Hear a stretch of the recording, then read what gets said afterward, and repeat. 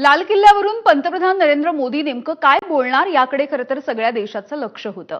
मोदींनी तब्बल 103 मिनिटं भाषण केलं। त्यांच्या भाषणाची चर्चा सुद्धा झाली आणि तितकीच चर्चा त्यांच्या पेहरावाची सुद्धा होते। मोदींचे रुबाबदार फेटे आणि कलरफुल जॅकेट लक्ष वेधून घेतात। गेली 12 वर्ष मोदींनी वेगवेगळ्या रंगांचं जॅकेट आणि फेटेही बांधलेत। त्यांचं कलर कॉम्बिनेशन, त्यांचं टायमिंग हे सगळं बघून असं म्हणावंसं वाटतं की ये मोदी जी का स्टाइल है।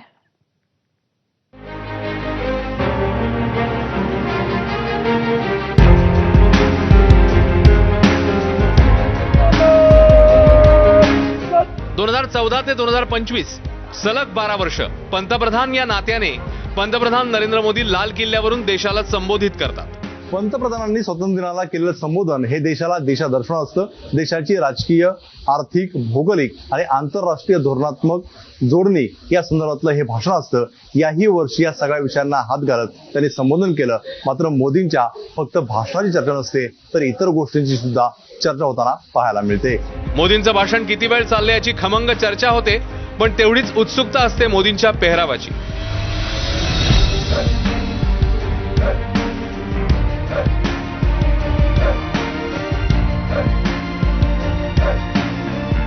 गेल्या 12 वर्षात प्रत्येक वेळी मोदींनी वेगळा पेहराव आणि वेगवेगळ्या रंगाचे फेटे परिधान केले। 15 ऑगस्ट 2014 रोजी पहिल्यांदा नरेंद्र मोदींनी पंतप्रधान या नात्याने लाल किल्ल्यावरून संबोधित केलं। त्यावेळी त्यांनी पारंपरिक भगवा जोधपुरी फेटा परिधान केला होता। 15 ऑगस्ट 2015 त्यांनी रेघांचं सुंदर नक्षीकाम असलेला फेटा परिधान केला होता। 15 ऑगस्ट 2016 वेगळी रंगसंगती असलेला फेटा त्यांनी बांधला होता। राष्ट्रीय सणांचा उत्साह त्या रंगसंगतीतून दिसत होता। 2017 मध्ये गडद लाल आणि पिवळ्या रंगाचं मिश्रण असलेला फेटा मोदींनी बांधलेला, ज्यासोबत पिवळा कुर्ता त्यांनी परिधान केला होता। 2018ला पुन्हा एकदा पंतप्रधान भगव्या रंगाच्या फेट्यात दिसले। हा स्वातंत्र्य दिन महत्वाचा होता, कारण 2019च्या लोकसभा निवडणुकांचे पडघम वाजू लागले होते।